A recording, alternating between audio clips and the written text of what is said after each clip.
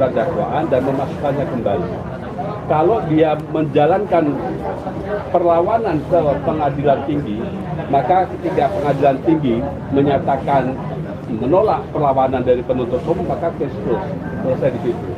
Tetapi kalau dia melakukan revisi seperti sekarang ini, itu harus kami koreksi. Revisi itu tidak bisa dia jalankan secara mandiri. Haruslah memang ada pemberian kewenangan untuk melakukan revisi itu dari hakim.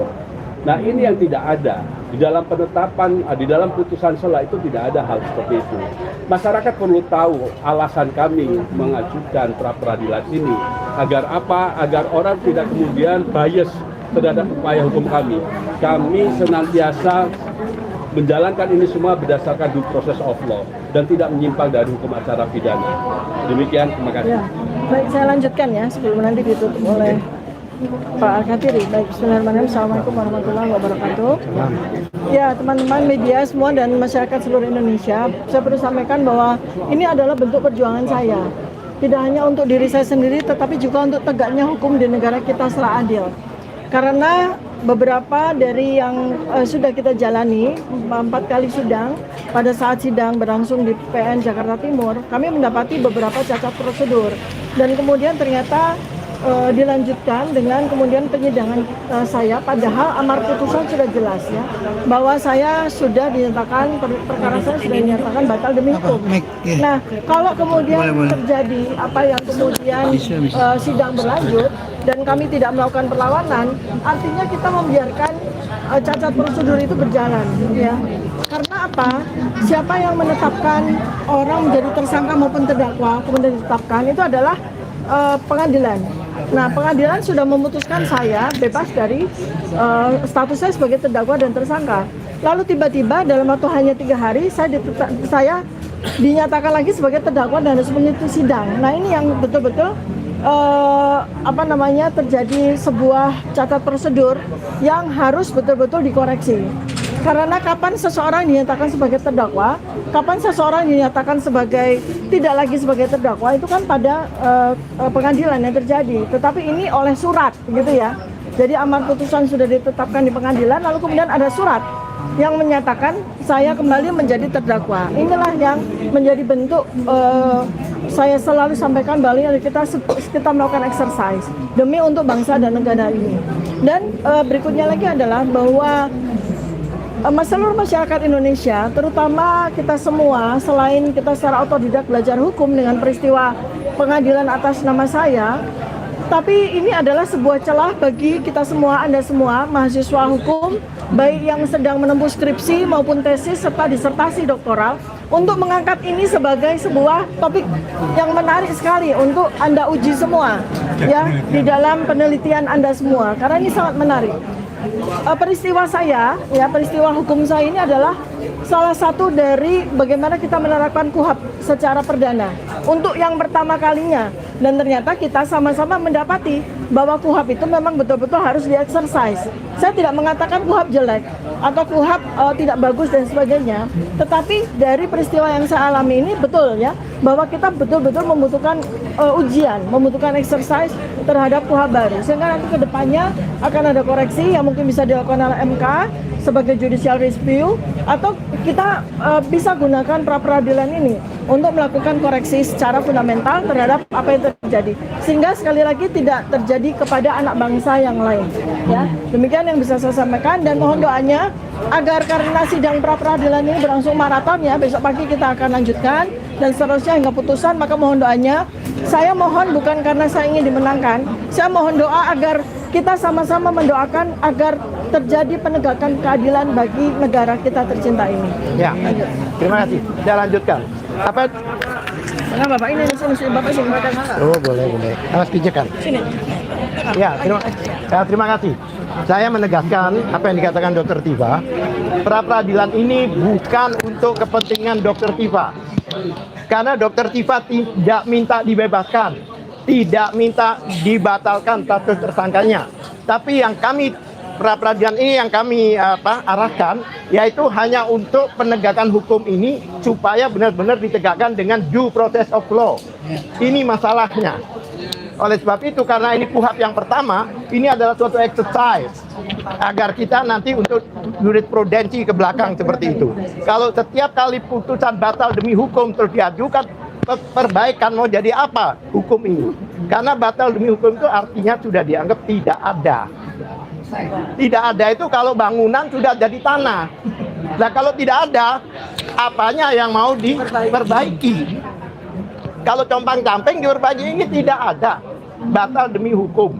Dan itu keseluruhan dakwah itu. Ya. Kemudian, apa yang perlu dilakukan ini? Satu hal lagi adalah putusan pengadilan itu yang harus dipegang untuk langkah-langkah selanjutnya. Nah, putusan pengadilan itu, hakim tidak menggunakan kewenangannya. Karena 75 ayat 4 itu, hakim memberikan kesempatan. Kesempatan itu diberikan, bukan demi hukum. Tidak ada pada amar putusan. Iya, dalam putusan itu tidak tertulis ayat 4, bahkan diloncatin. Diloncatin langsung ke pasal 206. Apa maksud hakim itu? Silahkan melawan, tapi dengan perlawanan banding. Bukan memperbaiki. Seperti pohon itu udah kecabut, seakar-akarnya, apanya yang diperbaiki? Kalau diperbaiki itu yang memang rusak. Ini tidak ada. Coba lihat di dalam kamus, batal demi hukum itu artinya apa? Dianggap tidak ada. Jadi ini sedikit. Apanya yang diperbaiki? Ya. Silakan. Jadi tadi pohon tuntutan hukum udah dicabut seakar-akarnya. Nah, pasal 206 itu mengizinkan kalau pohon itu mau dibawa lagi, dibawa ke atas. Kalau mau lawan. Ya, kalau mau JPU menganggap bahwa pohon ini masih layak untuk disidangkan, maka pohon ini dibawa ke atas. Ke banding, ya. Kami siap. Nah, untuk itu kami siap. Ya, untuk itu kami siap. Kalau memang JPU mau banding, ya udah, mari kita jalankan itu. Bukan dengan cara seperti ini. Pelanggaran ini. Ya, karena ini jelas pelanggaran. Amar putusan tidak menyebutkan pasal 75 ayat 4, tapi digunakan oleh JPU. Kemana mengujinya ya? Ya, Di sini dan mengujinya. ternyata setelah dari juga ternyata itu terjadi kok hanya sekedar cosmetic edit. Hanya memperbaiki Teks, teks, typo. ya, tidak memperbaiki substansi, apalagi membuat baru. Jadi sekali lagi teman-teman seluruh media saya juga perlu sampaikan, karena begitu banyak pertanyaan di masyarakat Indonesia, apakah Dr. Tifa dengan ini takut atau mau lari dan sebagainya. Tidak. Di dalam amar putusan jelas ya, ayat 75 pasal 75 ayat 2 dan 3 atau pasal 206. Silakan kalau memang JPU mau Tidak ada lanjut ayat lagi 4. ke banding, kami siap insyaallah. Ya. Ya, terima kasih. Artinya hari Kamis Dr. Tifa hadir juga di sini. Ya, Insya Allah. insya Allah. Jadi saya mesti tidak jadwal ya, tapi insya Allah saya akan mengikuti teman-teman persidangan ini ya, bersama para advokat saya. Tentu saja mereka sangat berkepentingan terhadap saya ya, masa saya tidak hadir ya. Saya harus membersamai juga. Baik. Ada pertanyaan? Saya mau ngomong. Boleh? Ya. Komen. Ya. Assalamualaikum warahmatullahi wabarakatuh. Tengah. Ya, alhamdulillah saya hadir di sini membersamai sahabat kita semua, pejuang yang luar biasa, Dr. Tifa Usiati Asuma, yang menjalankan hak hukumnya untuk melakukan pra-peradilan. Dan tadi kita sudah dengar, saya nggak akan mengulangi apa yang disampaikan. Jadi kita juga mendengar semua ketegasan dari Dr. Tifa luar biasa yang menyatakan akan melakukan mengikuti ini dan tidak akan lari. Ya, jadi saya secara pribadi dan kita semua mendukung support penuh upaya dari Dr. Tifa dan semua tim hukum yang luar biasa, TPDT, ya, tim pembela Dr. Tifa itu menjalankan sebaik-baiknya. Saya kira itu aja, dan besok pagi jam 11 ya akan dimulai, dan lusanya Dr. Tifa juga akan menjalankan lagi. Kalau sidang dari pra-peradilan itu memang tiap hari, lusa itu adalah pembuktian. Saya harap Sabtu. tim itu akan siap, kecuali Sabtu nggak ada ya, dan Jumat itu saya juga ada pra-peradilan di sini juga. Rame. Jadi kita akan bersama-sama. Saya kira itu ya, Dok. Jadi saya kira tetap terus lakukan apa yang disebut sebagai upaya hukum untuk maju ke depan. Dan kalau mau dikatakan apa yang akan kita lakukan, nah saya akan katakan adalah saya akan lawan.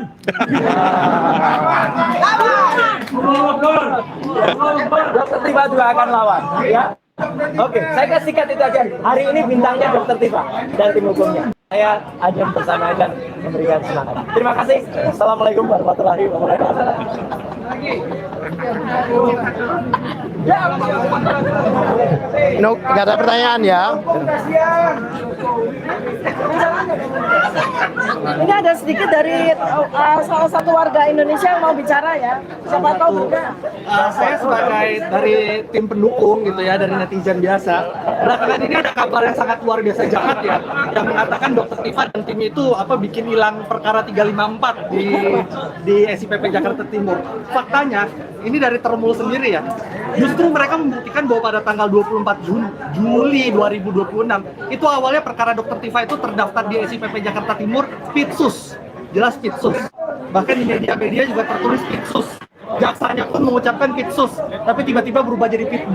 Bayangin judulnya aja bisa dirubah seenak jidat. Nih negara apa gitu kan? Kok bisa berubah seperti ini?